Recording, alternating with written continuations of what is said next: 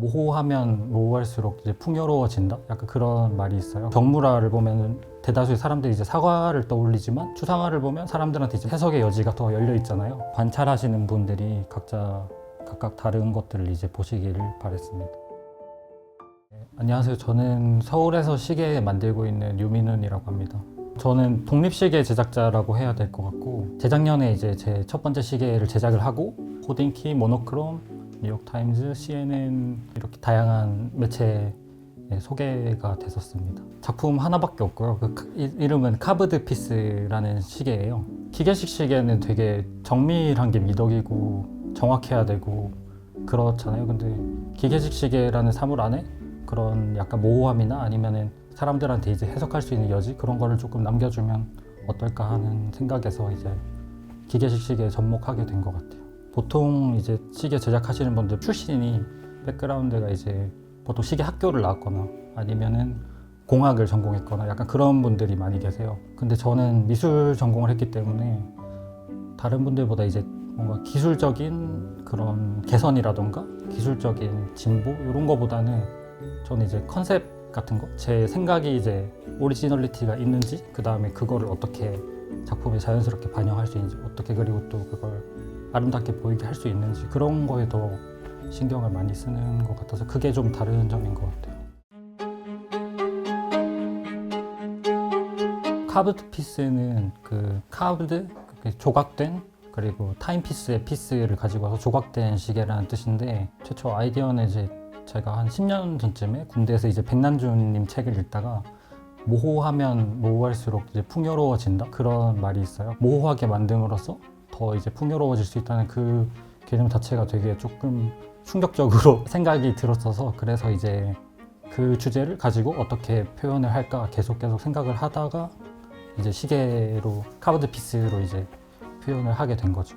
37mm 직경의 매뉴얼 와인딩 시계고, 굳이 분류하자면 드레스 워치류에 속할 것 같은데요.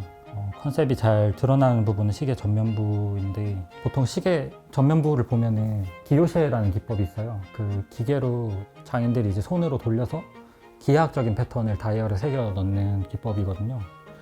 근데 이제 그거 대신에 저는 이제 손으로 조각을 해서 조금 더 불규칙적인 효과를 얻으려고 했는데, 책에 보면은 백색 소음에 대한 얘기가 나오거든요. 그 백색 소음은 아무 특정한 소리가 아니기 때문에 그것도 오히려 정보량이 많다. 그리고 제가 이제 시각적으로 시각화할 때 조금 영감을 얻었던 거는, 그 옛날에 TV를 볼 때 신호가 안 잡힐 때 보면 하얀색 그 노이즈가 잡히잖아요. 근데 그런 것들을 조금 염두에 두고 그거를 좀 시각화하면 어떨까, 그런 생각으로 이제 이런 다이얼에 이제 이렇게 불규칙적인 형태를 넣는 걸로 컨셉을 이제 구현을 하게 됐고, 다이얼 소재는 이제 은으로 되어 있는데, 이제 전면부의 하얀 판도 은이에요. 근데 이제 이게 페인트를 칠한 게 아니고 은을 열 처리하게 되면 그 소재 자체 색깔이 하얗게 되거든요. 메인에 있는 하얀색 판이랑 그 다음에 네임플레이트, 시리얼 플레이트, 그리고 챕터링 2개, 이렇게 5개의 판이 들어가 있고, 12개의 아워 마커들도 이제 모호함이라는 컨셉에 맞춰서 다 이제 각각 조금씩 다른 형태로 디자인을 했고, 이제 다이얼을 구성하는 요소들의 형식이나 경계들을 이제 무너뜨리지 않는 선에서 애매모호함을 이제 표현을 해보려고 했고, 아워마크랑 핸즈는 스틸로 제작이 돼서 손으로 이제 하나하나 현미경 밑에서 이제 마감 작업을 하고 있는데요.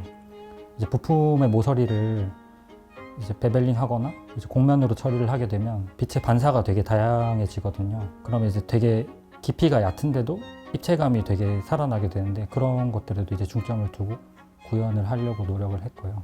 이제 외신이랑 인터뷰를 하고 나가는 걸 보면은 한국에서 시계를 만들었다?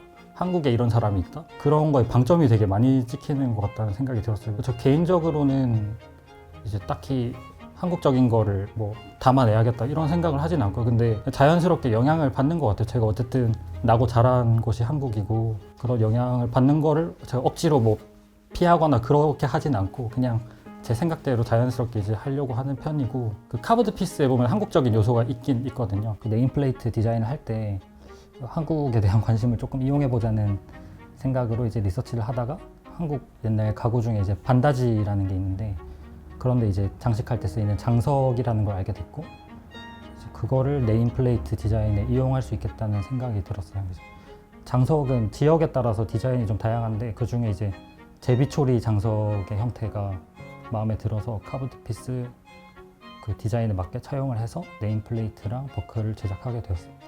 백남주님 책에 보면은 그 벨기에 출신 아티스트 그 요스 드콕이라는 분이 있는데 그분이랑 대화했던 일화를 책에 이제 소개를 해놨거든요. 본인은 영어만 할 줄 알고 그리고 그분은 프랑스어를 하는데 이제 몇 마디 하고 웃고 또 이쪽에서 또 한 3분 얘기하고 또 웃고 근데 사실은 대화가 서로 무슨 말 하는지 모르는데 근데 그 대화가 끝나고 나서 백남주님이 사실은 되게 많은 정보가 담겨 있었고 어떤 말인지 알아듣지 못했지만 자기도 이제 상상할 수 있잖아요. 어떤 얘기를 했는지 뭐 뉘앙스라던가 아니면 제스처라던가 그래서 오히려 더 풍부한 대화였다라고 얘기를 한 부분이 있는데 그런 의미에 있어서 약간 추상화 같은 것도 이제 사과를 그린 정물화를 보면 대다수의 사람들이 이제 사과를 떠올리지만 추상화를 보면 사람들한테 이제 뭐 해석의 여지가 더 열려 있잖아요. 그래서 관찰하시는 분들이 각각 여기서 이제 각자의 의미를 찾기를 바랬었습니다.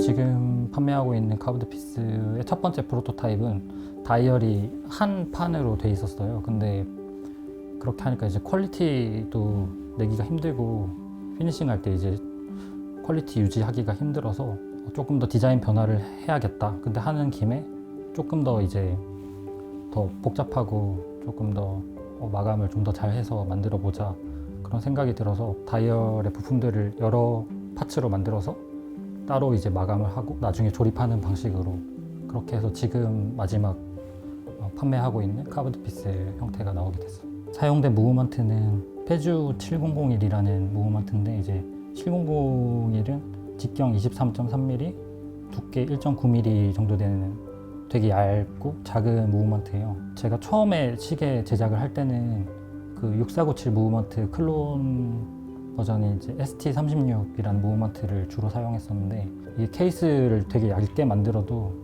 최소한 40mm 정도의 사이즈가 되다 보니까 제 손목에 되게 컸거든요. 근데 2016년에 이제 바젤 월드 갔을 때 이제 필립 듀포님이 이제 심플리시티 시계를 차고 있는 걸 봤는데 그게 34mm, 33mm 정도 됐었어요. 근데 되게 손목이 두꺼우신데도 그거를 차고 계시는 걸 보니까 되게 클래식하고 멋있더라고요. 그래서 나도 조금 더 작은 시계를 만들어 볼까 하는 생각이 생겼던 것 같아요. 7001 무브를 선택한 또 다른 이유 중에 하나는 이걸로 제가 시계를 만들게 되면 데이터를 계속 가지고 가게 되는데 이제 나중에 프로젝트에서 다른 모듈들을 더해서 이제 기능을 더 하더라도 손목에 올라갈 수 있는 사이즈가 되기 때문에 제가 첫 프로젝트를 하기에 적합하다는 생각을 했고요. 케이스백 쪽을 보면은 제일 잘 보이는 부분이 이제 브릿지랑 클릭 스프링 부분인데 그 부분들이 이제 제가 직접 디자인을 해서 제작을 하게 됐고요. 그 기존에 있는 브릿지 플레이트를 변형해서 이제 시계를 제작하시는 분들도 있지만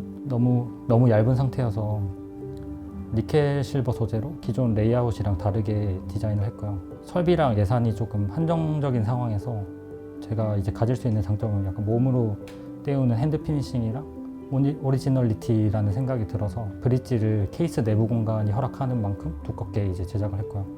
브릿지가 두꺼워야 모서리에 들어간 앵글라주 마감이 더 이제 아름답게 보이거든요. 그리고 그 사용된 소재인 니켈 실버 합금은 황동에 이제 니켈이 추가돼서 내식성이 향상된 합금인데요. 이 특성 때문에 도금 같은 이제 추가적인 표면 처리가 필요하지 않아요. 대신에 구리 성분이 산화돼서 시간이 지남에 따라서 이제 크림색으로 변하게 되는데 이게 저한테 되게 예쁘게 느껴졌어요.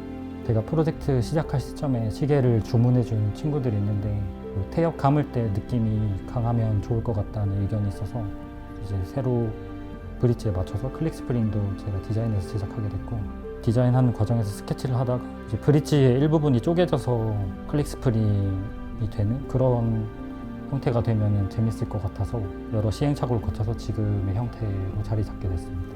오리지널 7001 무브먼트 이제 클릭 소리는 되게 작거든요. 제가 제작한 거는 훨씬 더 이제 강한 거의 포켓워치 수준의 클릭 사운드가 나게 되고 매뉴얼 와인딩 시계 사용하시는 분들이 이제 매일 아침 일어나서 풀 와인딩 하고 그리고 시간 맞추고 하루 시작하시는데 그때 이제 이 와인딩 감이 더 강하면은 더 즐거우니까 그래서 더 강한 소리를 내는데 중점을 뒀습니다.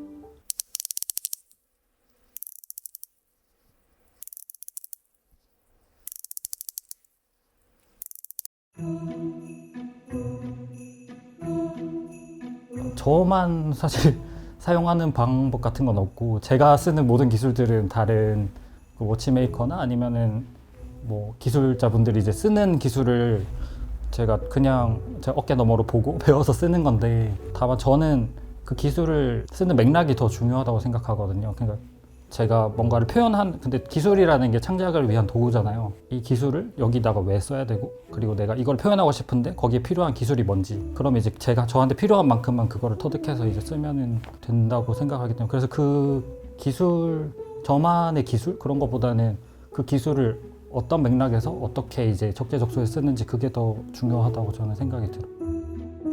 제가 사용하고 있는 건 이제 생산된 지 100년 정도 지난 모델이에요. 예술 작품보다도 생산량을 많이 늘려서 돈을 많이 벌어야지 그 중국산 그 클론 무브먼트 사가지고 제가 3학년 때 첫 시계를 만들었었거든요. 그것도 카브드 피스랑 컨셉은 같아요. 그 브랜드 시계들은 마케팅을 많이 하잖아요. 독창적이고 더 다양한 더 오리지널리티가 있는 시계들을 보고 싶거든요. 아래로 향한 곡선이 합쳐져서 이렇게 실루엣이 되게 특이하게 변하거든요. 그런 것들 이제 다 결합시켜서 다음 프로젝트를 진행하려고 생각을 하고 있어요.